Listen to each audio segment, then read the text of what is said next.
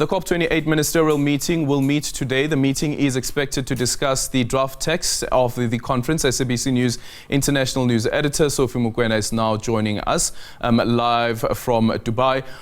Sophie, good morning. Thank you so much for making time for us. What are the main issues in the draft text?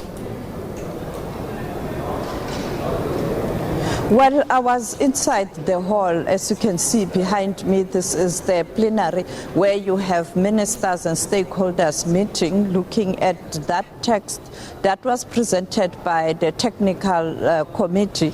You know, you have the negotiators who work on this text, and then they give it to the ministers, the political heads, to discuss and take a decision. If there are issues, they then call their principals or the heads of state and government to get permission to make amendments or to compromise. Earlier on, I was inside the hall, and the UN made a humble appeal to all the people inside, particularly the ministers, to ensure that as much as they are going to compromise on issues, they shouldn't compromise the targets in terms of reducing the greenhouse emissions. And also the president of COP calling on members to work together to ensure that come Tuesday they have agreed.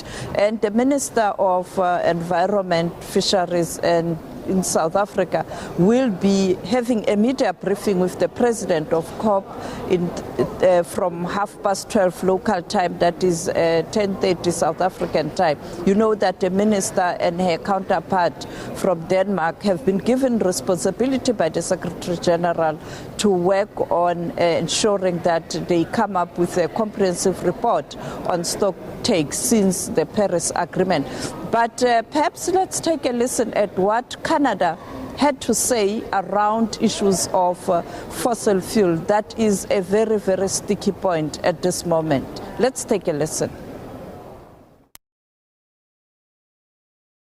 Active conversation, and in fact Canada is working with a number of countries. We've been asked by the UA presidency to help try and find common language that will be acceptable to all parties, and this is what we will be doing in the coming days with many of our allies, both north and south. And there's no question that the industry can bring down its emissions in line with the suggested cap that was released yesterday, and as our country tries to put together a 40% reduction in emissions by 2030.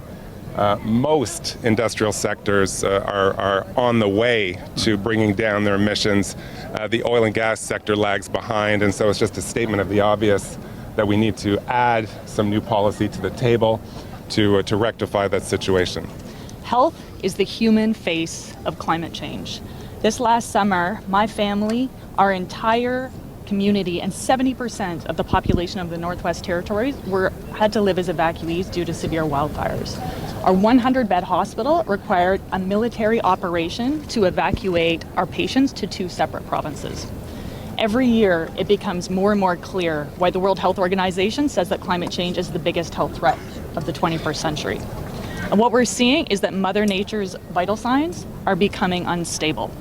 In September, we had a 1.75 degrees Celsius global surface temperature elevation. If that continues on an ongoing basis, we risk triggering tipping points within the Earth system, including melting permafrost, which will release a lot of methane, which is a super pollutant, and we risk ongoing warming. That's why, in the lead up to COP28, over 46 million health professionals globally signed a letter calling for fossil fuel phase out.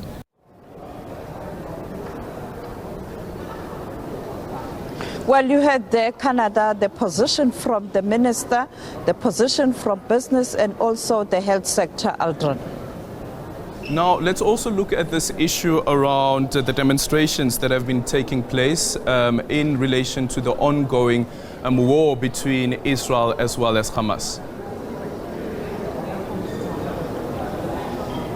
Well, yes, of course, a few minutes ago when we were walking to the plenary where you have ministers behind me discussing this text, there was a demonstration outside.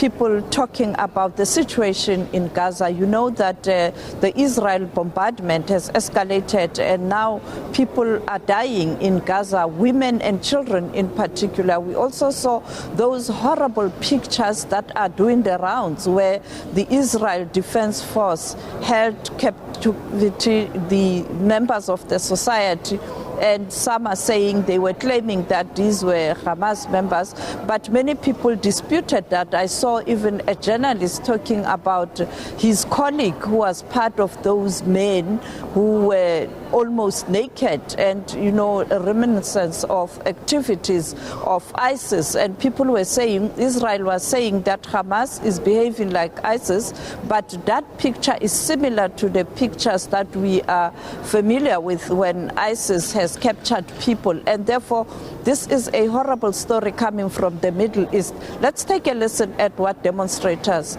had to say outside the plenary.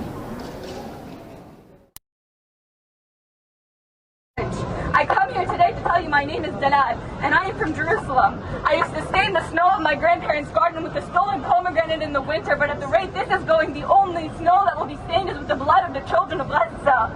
We must demand that the world hear us, call for a ceasefire, and end the occupation. Thank you. Ceasefire now! Ceasefire now!